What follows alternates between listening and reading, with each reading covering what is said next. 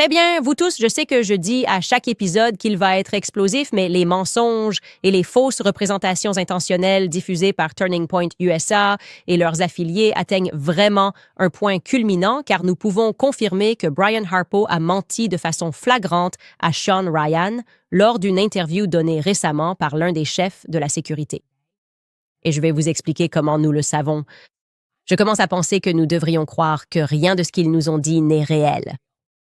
De plus, je ne pense pas que nous puissions raisonnablement ignorer cette étrange société française dans le Delaware, maintenant que notre source nous a prouvé qu'elle n'a certainement pas été créée pour assurer la maintenance de ces avions égyptiens et qu'il s'agissait très probablement d'une couverture pour autre chose.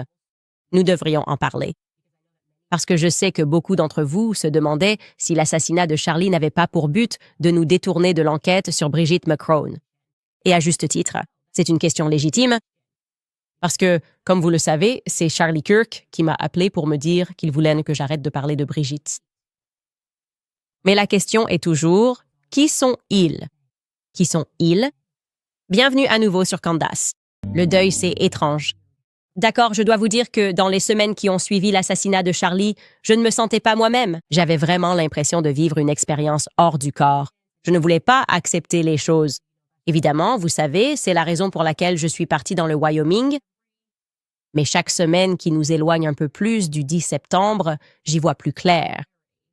Et je commence à me concentrer sur ce qui s'est passé dans ces premiers jours. Il y a certaines choses qui tournent en boucle dans ma tête. Je dirais que cela s'est produit dans les 72 premières heures qui ont suivi l'assassinat de Charlie. J'étais en état de choc. Et pas une seule seconde, pendant cet état de choc, je n'ai cru que Turning Point USA serait plus tard impliqué dans ce qui ressemble à une dissimulation, n'est-ce pas? Il semble que si tu dois mentir, c'est forcément pour cacher la vérité. Évidemment. Et comme je l'ai dit, mon impression initiale était que nous allions tous, nous rassembler et essayer de découvrir qui avait fait ça, parce que l'histoire de Tyler Robinson n'avait aucun sens. Eh bien, je veux vous dire ceci. Il y a un autre appel téléphonique que j'ai eu avec Andrew Colvette, où je pleurais au téléphone avec lui. Je veux dire, c'était peut-être 72 heures maximum après que Charlie ait été tué et lui aussi était bouleversé au téléphone, mais il a dit quelque chose qui me frappe différemment à chaque fois que j'y repense. Il a dit, et je cite, « Candace, c'était censé être toi. C'était censé être toi. » À l'époque, j'ai écarté ça comme une sorte de marchandage, n'est-ce pas? C'est une véritable étape du deuil. On marchande, on souhaite que ce soit cette personne, on voudrait pouvoir échanger. Parfois, on aimerait que ce soit soi-même. Et pour être honnête, j'ai traversé cette phase de marchandage avec Charlie. Pourquoi cela n'est-il pas arrivé à quelqu'un d'autre? C'était une bonne personne qui avait toute sa vie devant lui. Je veux dire, je t'ai dit que même mon père est passé par cette étape du deuil. Mon père disait « Ça me fait tellement de peine parce que Charlie a mené sa vie de façon si admirable. » Et moi, j'ai eu tellement d'occasions dans la vie, tellement de maladies, et ça me rend juste tellement triste. Mais maintenant, je ressens les choses un peu différemment avec du recul par rapport à la situation. Maintenant, je me demande, je ne sais pas, est-ce qu'il était sincère? Est-ce qu'Andrew était sincère? Est-ce que Andrew essayait peut-être de me faire passer un message après coup, surtout étant donné le fait que je t'ai dit que le jour même, le 10 septembre, alors que Charlie était à l'hôpital, il m'a dit qu'il y avait une liste et que Tucker Carlson et moi étions dessus, et qu'on devait se faire discret, mais il ne m'a jamais dit qui lui avait dit ça. Je n'ai jamais reçu d'appel des fédéraux pour me dire ça. Donc j'ai l'impression que les questions que je me pose maintenant sont tout à fait légitimes. D'ailleurs, Andrew n'était pas la seule personne à m'avoir appelé ce jour-là et à avoir contacté ma famille avec cet avertissement. Il nous a immédiatement mis en garde, Tucker et moi, en nous disant de nous taire, qu'on devait rester discret parce qu'il circulait soi-disant une liste. Une autre personne était une femme très connue qui se trouve être mariée à un contractant de la CIA, exactement le même message. Toi et Tucker Carlson. Mais bien sûr, nous ne pouvons pas vous dire de qui nous tenons cette information. Je commence à me rendre compte en réfléchissant à qui sont ces sources et à leur proximité avec l'armée, et maintenant que nous avons creusé l'histoire et constaté que pratiquement tout le monde présent ce jour-là a des liens avec l'armée, que cette menace venait peut-être en réalité du gouvernement. Que le gouvernement mondialisé sous lequel nous vivons n'est-ce pas, lol, à l'idée que nous ayons une souveraineté nationale, a peut-être voulu que Tucker et moi regardions notre ami mourir. Et puis ce gang mondial voulait que nous sachions que ce sera votre tour si vous ne vous taisez pas. Vraiment, c'était censé être toi. Et ce nouvel aspect sadique n'est pas quelque chose qui me semble subtil. Quand je considère que c'est Charlie qui m'a appelé, que c'est Charlie qui a dit qu'il voulait que j'arrête de parler de Brigitte. Et maintenant, je pense à Sadiste, qui, selon notre source, une source bien placée, n'est qu'une façade, n'est-ce pas? Soudain, cette entreprise française arrive et loue un hangar pour seulement 2 ans. D'accord. Et immédiatement, cela devient un endroit où notre avion militaire égyptien va atterrir à Wilmington, dans le Delaware, non pas pour être entretenu. Nous savons qu'aucune maintenance n'a eu lieu parce qu'il n'y avait pas de bail depuis 2021. Tout cela devient maintenant vraiment intéressant, très intéressant, et n'oubliez pas que cette même source l'a affirmé. Qu'après que notre avion égyptien, numéro d'immatriculation SUBTT, a atterri dans ce hangar surveillé par le gouvernement fédéral, un dignitaire étranger a ensuite été discrètement transféré au 920 King Street, qui, comme nous l'avons appris et confirmé, abrite la DUA, le FBI et les services secrets. Plutôt rare, n'est-ce pas? Il est assez rare que le ministère de la Justice collabore avec le DHS. Je veux dire, c'est bizarre. Alors, quel rapport avec la France, n'est-ce pas? Quel rapport avec Tucker Carlson? Logiquement, si je commence à établir une chronologie des moments où ma vie a pris un tournant radical, c'est parce que j'ai commencé à examiner le récit sur Israël au même moment où j'ai commencé à me pencher sur l'histoire de Brigitte McCrone. C'était en mars 2024. C'est le 13 mars 2024 que j'ai fait le tout premier épisode sur Brigitte Macron, n'est-ce pas? Et puis, bam, je me fais virer en moins de 10 jours. C'est un délai plutôt court. Charlie, bien sûr, a toujours été un fervent défenseur pour moi. Dès que j'ai été licenciée, publiquement et en privé, il m'a soutenu. Et puis, soudain, les donateurs commencent à lui mettre la pression et lui disent dès que je ne peux plus monter sur scène à l'Amfest de Turning Point. Ils veulent que je disparaisse de la liste des intervenants de Turning Point, n'est-ce pas? Je relance mon nouveau show indépendant en juin. Et en fait, quand je commence à assembler tout ça, la chronologie devient intéressante. Donc, on va en parler ici parce que j'aime bien les chronologies. Ça rend les choses plus claires, non? Donc, on est en 2024, c'est bien ça? Le 13 mars, je fais ce premier épisode à propos de Brigitte Macron. Le 19 mars, seulement 6 jours plus tard, je suis licenciée du Daily Wire. Je pensais que c'était 10 jours. En réalité, c'est 6 jours plus tard que je me fais virer du Daily Wire. Puis, à la mi-novembre, je commence à échanger avec Xavier Poussard concernant la possibilité de l'interviewer. Lors d'un prochain voyage à Londres, Xavier Poussard est la personne qui a écrit le livre Becoming Brigitte. Il n'a jamais été poursuivi pour diffamation. Et je comptais ne l'interviewer qu'une seule fois parce qu'il n'était jamais passé devant la caméra. Je pensais que ce serait une excellente opportunité. Et je crois toujours que Brigitte Macron est née homme sous le nom de Jean-Michel Trogneux. Soudain, le 3 décembre, avant que je ne l'interviewe, je reçois la toute première lettre de mise en demeure de Brigitte Macron et de ses avocats. Et le plus drôle, c'est que je ne l'ai même pas reçue. Ils l'ont envoyée à une boîte mail vraiment étrange, qui n'était pas surveillée, n'est-ce pas? C'est seulement, et c'est le 3 décembre, comme vous pouvez le voir, veuillez trouver en pièce jointe la correspondance juridique urgente envoyée au nom de nos clients, le président Emmanuel Macron et Brigitte Macron. Nous vous prions instamment de transmettre cette correspondance à un conseiller juridique dans les plus brefs délais. Ils l'ont envoyé à l'adresse info du Club Candace. C'était vraiment une boîte totalement aléatoire, donc nous ne l'avons pas reçue. Si vous revenez à notre chronologie, c'est le 3 décembre et 7 jours plus tard, c'est à ce moment-là qu'il est annoncé que Satis, cette entreprise française, a signé un accord à Wilmington, dans le Delaware, pour un hangar. D'accord, il y a soudainement une entreprise française, dont le PDG connaît Emmanuel Macron, ce que nous avons confirmé, qui décide de signer un bail de 2 ans pour un hangar d'aéroport. Pour faire quoi? Pour peindre des avions. Je ne plaisante pas. Ailleurs dans cet article, on nous dit qu'il s'agit d'une multinationale française qui est spécialisée dans la peinture d'avions et qu'elle prévoit d'ouvrir ses portes dans un hangar non loin de l'aéroport de Wilmington au début de la nouvelle année. Donc en 2025, ce sera leur hangar. D'accord? Intéressant. Revenons à notre chronologie. C'est annoncé publiquement le 10 décembre. Et puis, le 18 décembre, Tom Claire envoie un autre email de relance concernant la mise en demeure. Et encore une fois, je ne le reçois pas parce qu'il l'envoie à cette boîte aléatoire. Je me demande toujours, dans ma tête maintenant, et si je l'avais reçu? J'aurais été effrayée. J'aurais pensé qu'il surveillait les communications entre Xavier Poussard et moi, ce qui semble évident, car je n'avais pas parlé de Brigitte Macron dans mon podcast. Alors, que signifiait cette mise en demeure? Je pense que mon soupçon, c'est qu'il savait que j'allais interviewer Xavier Poussard, ce que j'ai ensuite fait.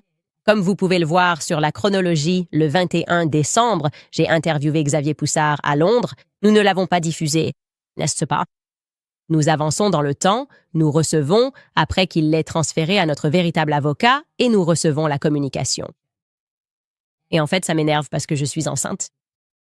Nous sommes maintenant en 2025, et je décide en fait d'en faire toute une saison, parce que qui es-tu, premier homme de France, pour nous dire qu'on ne peut pas parler de cette histoire, qui est incroyablement intéressante? Et le 31 janvier, je publie le premier épisode de Devenir Brigitte.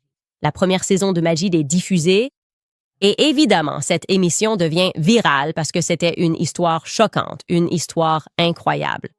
Les gens du monde entier se demandent « Mais qu'est-ce qui se passe ?» Ce n'est pas ce que la presse nous a dit. C'est vraiment, en quelque sorte, ça vous choque profondément que la presse puisse participer à un mensonge d'une telle ampleur. Et puis, le 17 février, nous diffusons en avant-première mon entretien avec Xavier Poussard. D'accord. Pour revenir à cette chronologie, c'est donc le 17 que cet email arrive, que nous diffusons en avant-première cette interview avec Xavier Poussard. Quelques jours plus tard, le 24 février, Charlie Kirk me contacte et il me dit que la Maison-Blanche me demande d'arrêter de parler de Brigitte. Et il me dit que c'est lié à l'accord de paix en Ukraine. C'est apparemment la raison, ce même jour, le 24 février, c'est à quelle vitesse l'appel téléphonique a eu lieu. C'est le jour où Donald Trump rencontre Emmanuel Macron. Au fait, est-ce qu'on a le message texte entre Charlie et moi? Voilà. Oui, c'est le 24 février. Je vous montre ça maintenant. Et j'ai quelque chose à te dire de la part de la Maison-Blanche. Ils m'ont demandé de t'appeler. Je ne fais que transmettre le message, mais c'est important. Je dis, d'accord, je suis disponible. Appelle-moi. Ensuite, on a eu l'appel téléphonique. Et puis, j'étais contrariée à cause de l'appel parce que j'étais enceinte. Et puis, je me suis sentie mal et je me suis dit, OK, laissez-moi y réfléchir parce que je ne veux pas que des gens, notamment en Russie, soient tués parce que je continuerai à parler de Brigitte si l'accord de paix en Ukraine est effectivement au cœur de tout ça. Et il dit, OK.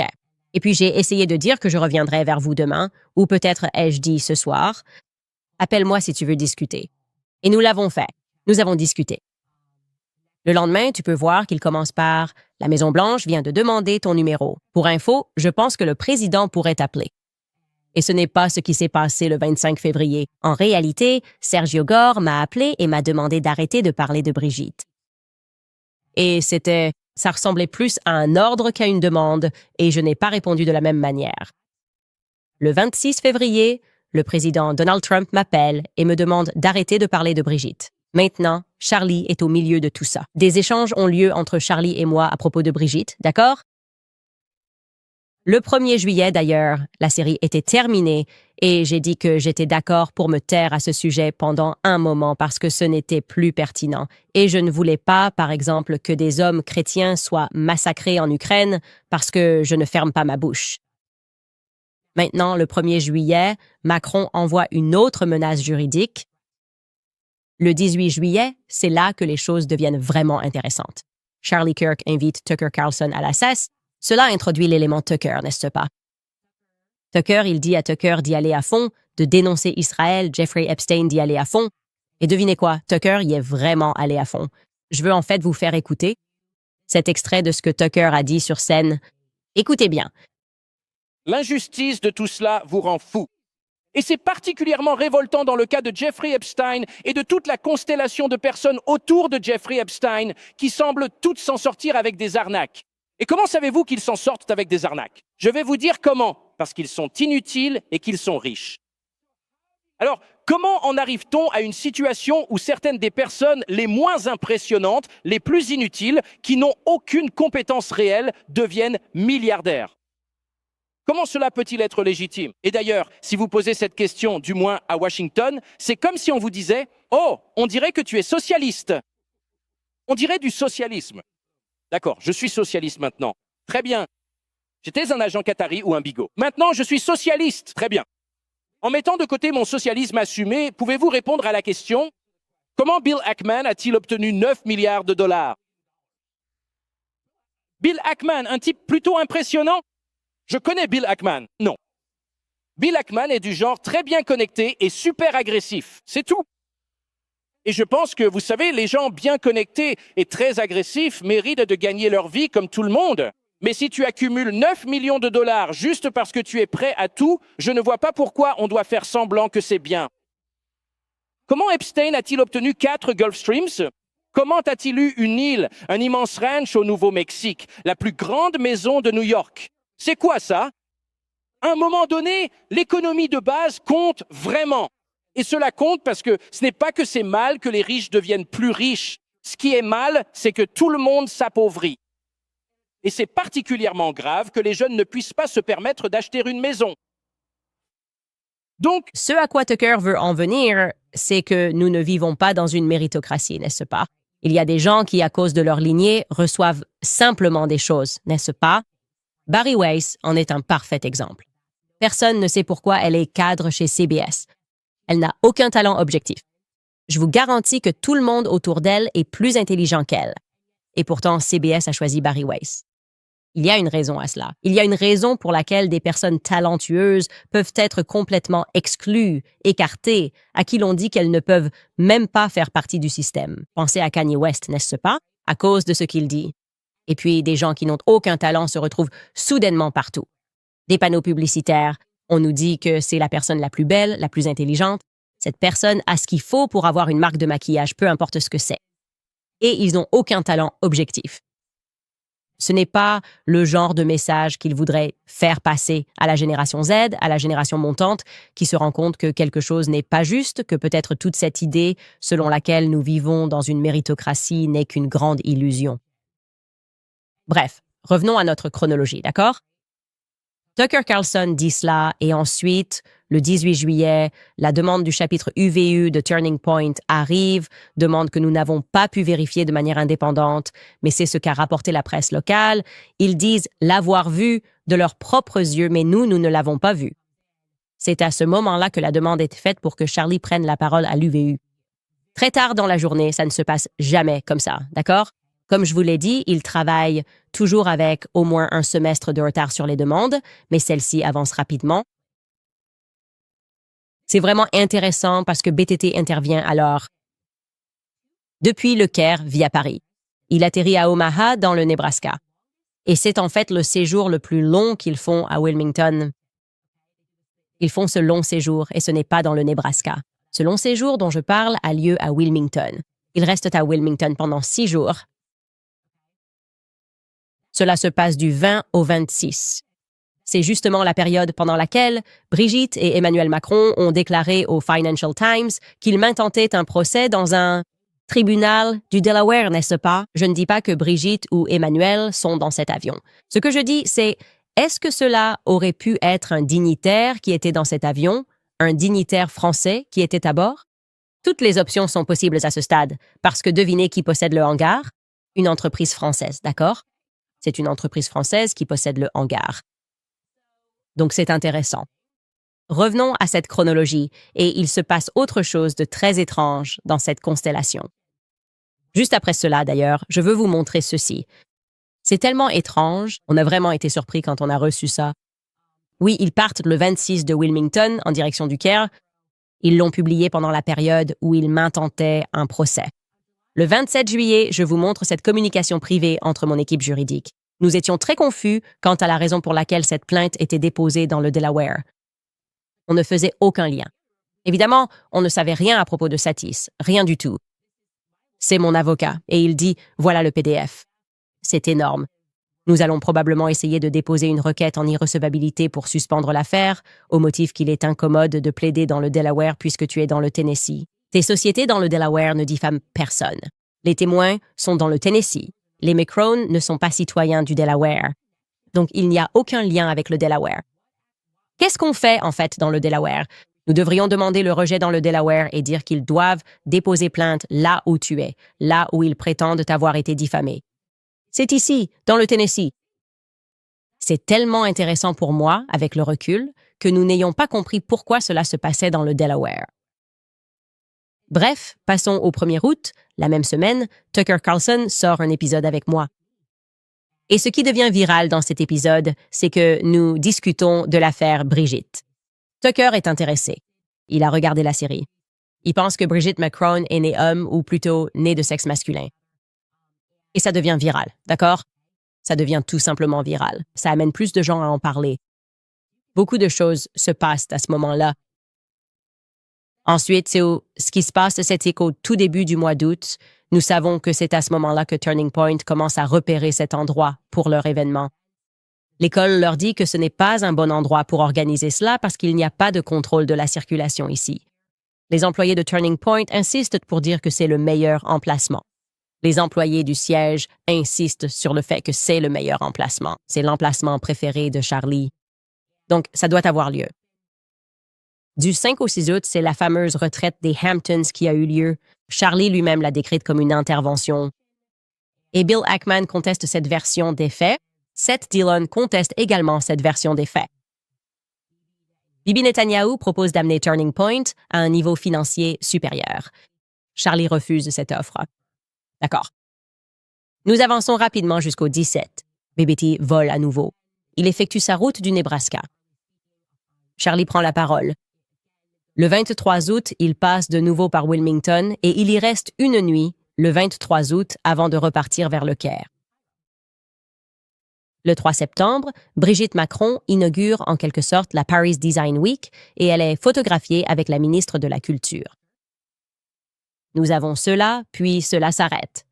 Ensuite, le 4, nous avons le vol BTT qui est prévu et qui part de la ville de Paris, en France. Ce vol est programmé pour quitter Paris à l'heure indiquée. Maintenant, je vais vous dire ce qui est vraiment intéressant à propos de cette date du 3 septembre que j'ai oublié de mentionner avant que nous arrivions au 4 décembre. Le président Zelensky est également en ville, cependant. Brigitte Macron accueille le président Zelensky à Paris le 3 septembre parce qu'il y a cette réunion remarquable et je suppose rare, je ne sais pas, mais 35 chefs d'État se réunissent pour discuter de l'Ukraine, pour assurer la sécurité de l'Ukraine. D'accord. C'est pour cela qu'ils sont là. Brigitte l'accueille le 3 septembre. Elle était aussi, comme je l'ai dit, avec la ministre de la Culture. Et puis, nous avons ce vol qui part de Paris. BTT part de Paris. C'est le moment de partir, n'est-ce pas? Cet avion va maintenant rester 6 jours. Et ensuite, il va aller à Wilmington, dans le Delaware, comme vous le savez. Il va rester à Wilmington, dans le Delaware, avant de repartir le 11 septembre après l'assassinat de Charlie Kirk. Je trouve cela maintenant très intéressant, d'accord? Très intéressant de se demander si, sur cet avion égyptien, entre guillemets, il aurait pu y avoir des étrangers qui ne viennent pas d'Égypte. Et je pense que c'est assez évident que ces personnes ne venaient pas d'Égypte, d'accord? Je ne pense vraiment pas que c'était un avion rempli d'Égyptiens. Qu'ils aient ou non des passeports égyptiens ou des noms égyptiens, c'est une toute autre histoire.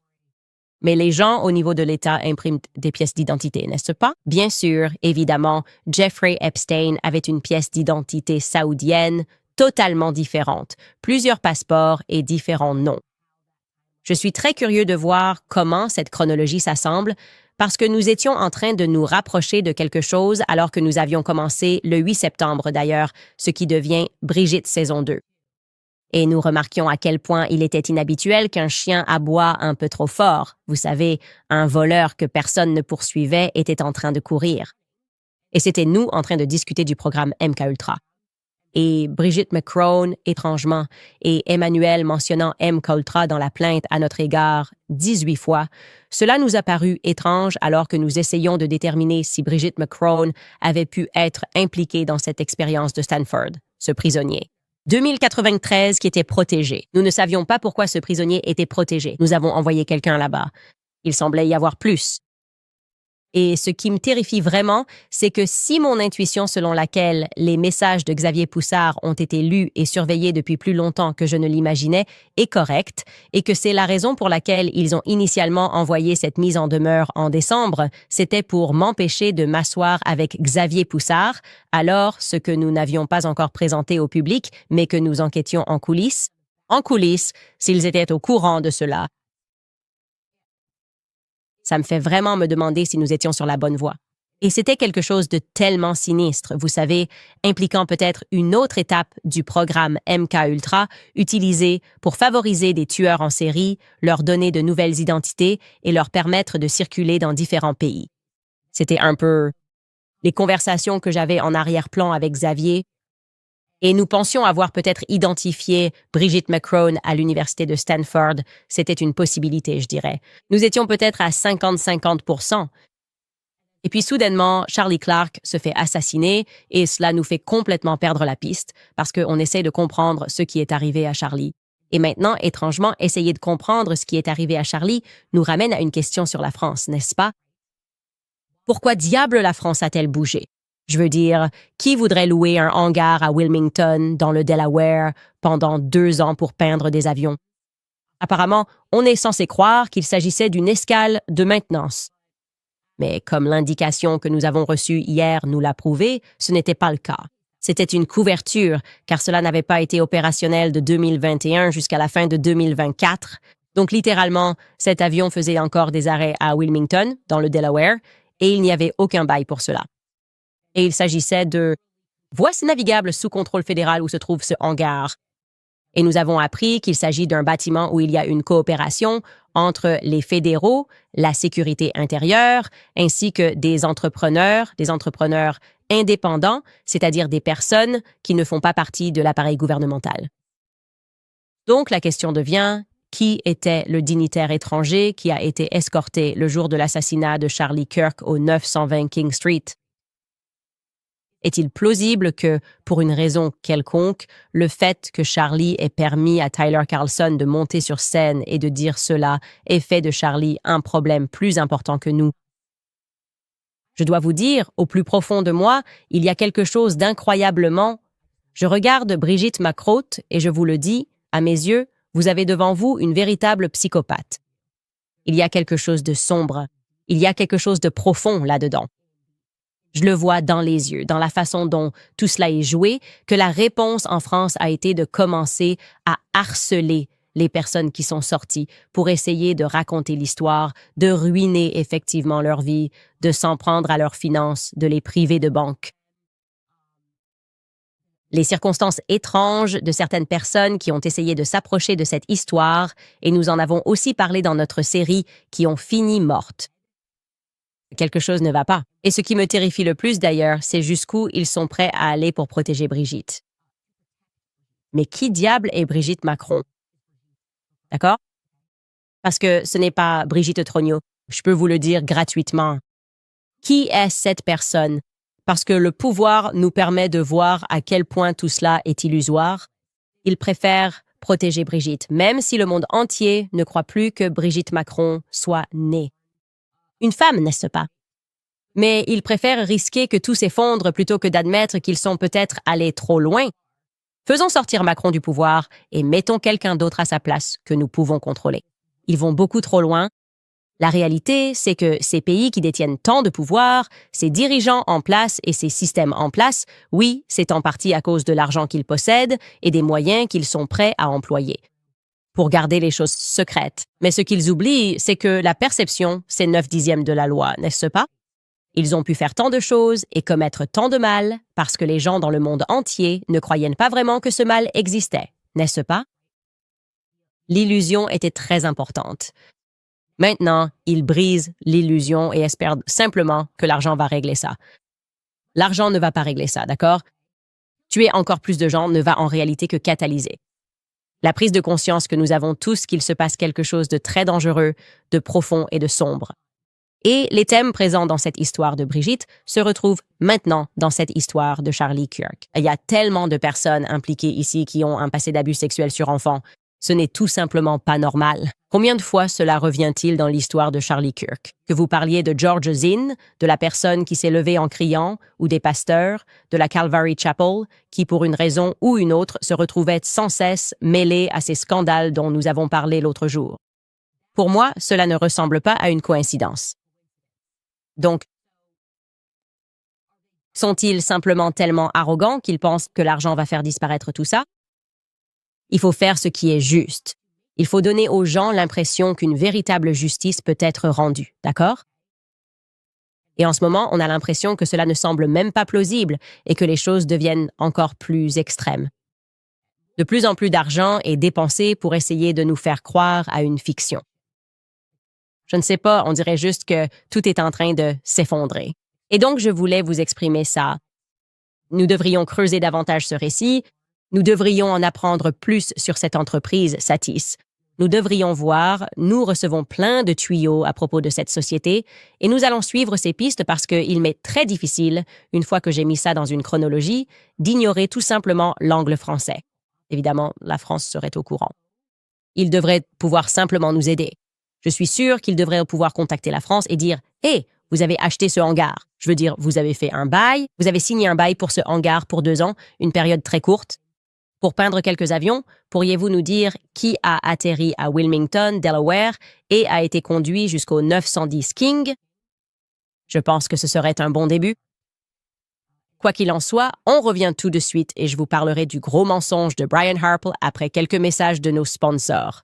Je dois vous dire, les gars, quand on aura fini cette liste de mensonges vérifiables de Turning Point, elle va ressembler à un ticket de caisse CVS. Vous voyez ce que je veux dire? Elle ne fait que s'allonger encore, et ces déformations sont, bien sûr, des mensonges. Donc, Brian Harpo s'est évidemment assis avec Sean Ryan et il a essayé d'expliquer comment les choses ont mal tourné et à quel point ce n'était pas juste. Et malheur à eux, des millions de dollars que nous avons reçus. Mais en fait, c'est la faute de la police de l'UVU, n'est-ce pas? C'est en réalité la faute de ce chef Long. J'avais un tuyau là-dessus depuis quelques semaines, venant de l'intérieur de Turning Point USA. Beaucoup de gens, évidemment, faisaient des fuites au sein de l'organisation, mais je voulais quelque chose d'un peu plus solide. Ils me disaient qu'ils savaient avec certitude que la sécurité avait fait des choses anormales ce jour-là. Personnellement, à moins d'en être certain en ce qui concerne Turning Point USA, j'essaie de ne pas m'exprimer à ce sujet. Mais il s'avère que des membres de la sécurité se font licencier ou déplacer chez Turning Point et que les familles de certaines personnes reçoivent des menaces. Et donc des gens dans l'appareil de sécurité commencent à parler. Et maintenant, nous en sommes certains. Alors, avant tout, rafraîchissez-vous la mémoire sur ce qu'il a dit, ce que Brian Harpole a dit à Sean Ryan. Il décrit une communication et il le fait d'une manière très étrange. Je peux vous dire tout de suite que la raison pour laquelle il décrit sa communication avec le chef de la police de l'UVU de façon étrange, c'est parce que ce n'est pas sa communication. En réalité, il présente un message texte entre Dan Flood et le chef Long. Écoutez bien comment il le dit. Lundi avant. Cette correspondance a été envoyée au chef Long. Bonjour, chef Long. J'ai reçu ce message aujourd'hui de la part du groupe d'étudiants. Il y a un accès au toit pour les étudiants assez proche de l'endroit où CK sera installé à Utah Valley. Le Sorensen Center possède quelques escaliers qui mènent à des passerelles sur les toits. Il revient, et pour information, le Sorensen Center était le bâtiment situé devant le Lucy Center.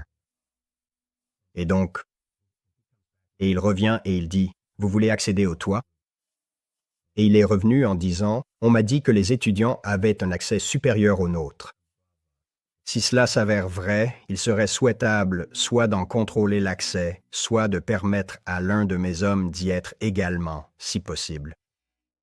Il revient et son dernier message était « Je m'en occupe ».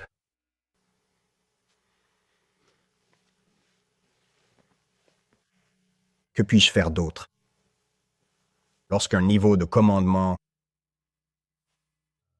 un agent d'un service de police accrédité déclare « Je contrôle ce secteur ». Bon sang. Choisissez-moi. Je peux donc vous confirmer qu'ils auraient également pu faire au moins se promener sur le campus de l'UVU à leur arrivée. Ils ne l'ont pas fait. Je n'ai jamais fait de visite guidée. Et je peux également vous dire qu'il s'agit d'une grave déformation des faits, car la raison pour laquelle il mentionne Sorensen, et de toute évidence beaucoup de gens l'ont remarqué, comme l'OSI, est censé être l'endroit où l'étudiant est monté sur le toit. Alors pourquoi Sorensen aurait-il la moindre importance? Eh bien, apparemment, et encore une fois, j'ai confirmé cela avec la sécurité à l'intérieur de Turning Point. Il y a eu apparemment une fuite d'informations et donc ils ne peuvent pas contester cela. Mais en réalité, Dan Flood était principalement et uniquement préoccupé par le drapeau de Hulse qui se trouve derrière. C'est ce qu'il y avait derrière Charlie. Je vais donc vous montrer ce à quoi ils font référence et pourquoi ils parlent de Sorensen. Je ne sais pas si ta souris peut bouger ici. Je ne sais pas si tu es capable de faire ça. Ce n'est pas grave si tu ne peux pas. Mais tu peux voir là-haut à droite où il est écrit Sorensen Student Center. Eh bien, il y a un moyen, comme tu peux le voir, de descendre et de traverser jusqu'à la passerelle. Et c'est cela qu'il voulait sécuriser. Il voulait sécuriser et s'assurer que personne n'ait accès au-dessus de la tête de Charlie. Et c'est pour ça qu'il parle de la passerelle. Il le savait d'ailleurs. Évidemment, il connaissait le contexte de cela. C'est très étrange qu'il lise ça sur son téléphone, comme si c'était sur son téléphone et qu'il avait eu la communication. C'est fondamentalement malhonnête. Il aurait dû dire que ce message texte a eu lieu entre Dan Flood et Jeff Long, et voici de quoi il s'agissait. Ou il aurait dû en montrer plus, mais il ne pouvait pas en montrer plus. Et tu sais, Sean Ryan s'est fait avoir, c'est ce qui s'est passé. Et il devrait être contrarié de s'être fait avoir parce qu'il l'utilise en fait pour simplement faire de la propagande sur la situation et faire semblant d'être d'une certaine manière les victimes. Autre chose qui est très étrange et qu'on m'a dit dès le début, quand toutes ces fuites ont commencé, c'est que non seulement Turning Point n'a pas fait le tour du campus à leur arrivée, je parle de la sécurité, mais aussi, la seule chose qui semblait importer à Dan Flood, c'était de s'assurer que leur SUV avait un accès dégagé derrière Charlie, un accès facile pour entrer et sortir. Il ne se souciait donc pas des autres toits. Il ne se souciait pas de faire le tour pour s'assurer qu'ils avaient accès aux autres toits, évidemment, ou pour vérifier quels étaient les points de vue. C'était que les gens pouvaient simplement entrer dans la cour à pied. Ils n'allaient pas vous le dire. Tout ce qui les intéressait, pour une raison ou une autre, c'était le drapeau des halls, l'accès contrôlé dans le drapeau des halls. Et je me demande si cette raison, c'est parce que c'est vraiment intéressant. Mais je t'ai dit que c'était un peu étrange qu'il n'y ait eu que 2 vidéos de personnes, vraiment, qui ont vu le tireur présumé sur le toit qui a filé en courant depuis Losey. J'ai trouvé ça assez étrange. Il y avait beaucoup de monde ce jour-là, beaucoup d'actions ont été filmées. Il n'y a même pas eu d'autres témoignages qui sont sortis. Et quand nous avons cherché l'origine de ces vidéos, j'ai trouvé étrange que les étudiants qui les ont filmées ne les aient pas publiées eux-mêmes. Ils sont passés par des personnes tierces, des personnes de 3e, 4e main, une personne. Les 2 ont dû franchir plusieurs obstacles pour que cette vidéo sorte. Et lorsque nous avons retrouvé ces personnes, qu'il s'agisse d'étudiants ou de non-étudiants, nous sommes militaires, n'est-ce pas? ROTC. Si cela n'est pas très intéressant et captivant. Et je souhaite en savoir plus sur ce qui se passait dans cette salle des drapeaux. Il y a quelque chose qui cloche. Le hall des drapeaux semblait susciter beaucoup d'enthousiasme. Même ce gamin indien que nous vous avions montré en train de prendre cette photo qui disait « Oh, je ne connaissais pas Charlie, mais il était vraiment populaire », publiait toutes ses vidéos et, d'une manière ou d'une autre, a transmis ses vidéos aux médias. Il était dans la salle des drapeaux, ou le hall des drapeaux, pardon. Je pense qu'il faudrait davantage en savoir sur ce qui se passait dans le hall des drapeaux, et j'ai bien l'intention de découvrir ce que c'était. Mais la sécurité de Turning Point a complètement failli à sa mission. Et ils savaient qu'ils avaient failli, et pourtant ils ont ensuite essayé de dissimuler cela en déformant des messages textes. Pourquoi? Pourquoi protège-t-il Dan Flood? Pourquoi Dan Flood ne parle-t-il pas? Est-ce que Dan Flood a été renvoyé de Turning Point USA? S'agissait-il en réalité d'une mission de propagande pour s'asseoir avec Sean Ryan et mentir et déformer la vérité? Tout le monde avait raison dans son intuition à propos de cette interview. On continue de nous mentir chez Turning Point. Maintenant, au-delà de ça, c'est fou. C'est arrivé dans l'Utah. Donc, selon l'histoire, et je vous ai dit que cette histoire était bidon, mais ce que les fédéraux nous ont dit, c'est que, vous savez, le fusil de grand-père avait disparu et puis un ami a appelé. Et vous savez, le père de Tyler Robinson a reconnu son propre fils et l'a ensuite dénoncé. Et je vous ai dit que c'était un mensonge. Ce n'est pas comme ça que les choses se sont passées. Et on m'a traité de menteur et personne ne croyait que j'avais des sources. Eh bien, maintenant, mystérieusement, la vidéo de Tyler Robinson se rendant lui-même, qui devrait en théorie montrer son père et lui entrant, son père l'ayant dénoncé. Vous vous souvenez de cette version de l'histoire? Eh bien, il semble qu'on ne pourra jamais obtenir cette vidéo. Parce qu'elle a maintenant disparu. Écoutez le reportage de KUTV News Investigating. Le 17 septembre 2025, le shérif du comté de Washington, Nate Brooksby, a tenu une conférence de presse. Notre travail n'était pas d'interroger, juste de l'amener ici. Après que le présumé tireur de Charlie Kirk a été placé en garde à vue dans le comté de Washington moins de 2 jours après la fusillade. Moins d'1 heure plus tard, mon ami a conduit Tyler et ses parents à mon bureau, où il a été accueilli par des détectives en civil. Après avoir appris cela, j'ai soumis une demande d'accès au dossier public afin d'obtenir toute vidéo montrant Tyler Robinson entrant dans l'établissement pénitentiaire. Le comté de Washington a répondu qu'il n'existait aucun document correspondant à la demande car Robinson n'était pas allé dans la zone de la prison.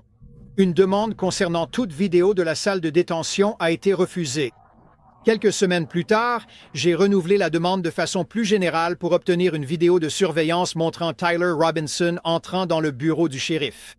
Pour l'État de l'Utah, nous espérons vraiment que cette vidéo est disponible. Réponse? Notre bureau ne dispose d'aucun document applicable en réponse à cette demande, car les images de surveillance ne sont plus disponibles après la période de conservation de 30 jours. Si en effet elles ont été détruites et non conservées, c'est très préoccupant. Et si c'est le cas, il est très inquiétant qu'ils vous disent qu'ils ne l'ont pas. S'ils ne l'ont plus, je m'attendais à ce qu'ils disent que cette vidéo vous a été fournie, à vous, les forces de l'ordre du comté d'Utah. Veuillez les contacter. Mais au lieu de cela, cette rhétorique vise, à mon avis, à fermer la porte et à ne pas vous donner un accès libre à la presse.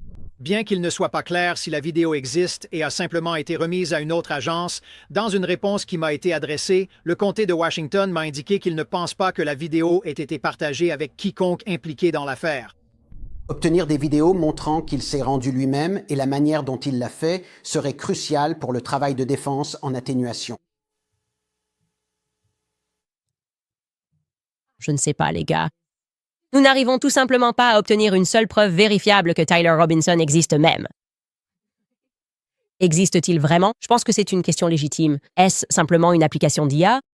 Est-ce que Tyler Robinson existe vraiment à ce stade? Cela semble être une question légitime parce que nous n'arrivons tout simplement pas, à obtenir une seule image claire. Et maintenant, ce qui est bien de leur part d'avoir réalisé, oh, attendez, en fait, on peut faire une demande gamma et voir si, on peut juste le regarder se rendre lui-même. C'est une grande partie de l'histoire. Héroïque. Le père marche. Son père amène son fils et dit « Le voilà ». Et je vous avais dit que tout ça, c'était des conneries. Alors qu'est-ce qui s'est vraiment passé? Qu'est-ce qui s'est vraiment passé? Il ne peut pas non plus se présenter en personne, il apparaît électroniquement, il n'est même pas obligé d'allumer sa caméra pour les audiences au tribunal. Qu'est-ce qui se passe? Comment ose-t-il qualifier quoi que ce soit que nous couvrons de théorie du complot? La théorie du complot, je vais vous dire ce que c'est tout de suite. Je ne veux pas que vous deveniez des complotistes. La théorie du complot, c'est que Tyler Robinson, qui n'a jamais fréquenté l'UVU, qui n'a jamais mis les pieds sur le campus de l'UVU, a fait ses valises. A pris sa voiture ce jour-là, a sauté sur un toit, a réussi à sauter partout comme Spider-Man et savait exactement où Charlie Kirk serait assis alors qu'il n'y avait jamais mis les pieds. Il a tiré un coup, un seul, avec un 30-06 qui a été arrêté parce que Charlie mange des épinards. Et puis, il l'a en fait avalé parce qu'elle a ricoché jusque dans son estomac. Il s'est ensuite précipité dans un Dairy Queen où il a envoyé des textos à son amant chaque minute pour lui raconter tout ce qu'il venait de faire. Et puis, malgré le fait qu'il soit rentré chez son amant, il décide le lendemain de continuer à envoyer des textos à son amant au sujet de son père. Oui, ça a du sens, il est chez lui, mais il continue à s'envoyer des textos parce que, apparemment, c'est ce qu'il faut faire au lieu de simplement lui parler. Il voulait s'en sortir impunément. Et il l'exprime. Mais en même temps, malgré le fait qu'il ait une moyenne de 4,3 et qu'il soit un petit génie, il décide d'écrire chaque minute du crime qu'il vient de commettre à son amour. C'est en fait la théorie du complot. C'est comme la théorie du complot avec le chapeau en aluminium. Je ne veux pas que vous croyiez ça, c'est fou. C'est vraiment du délire.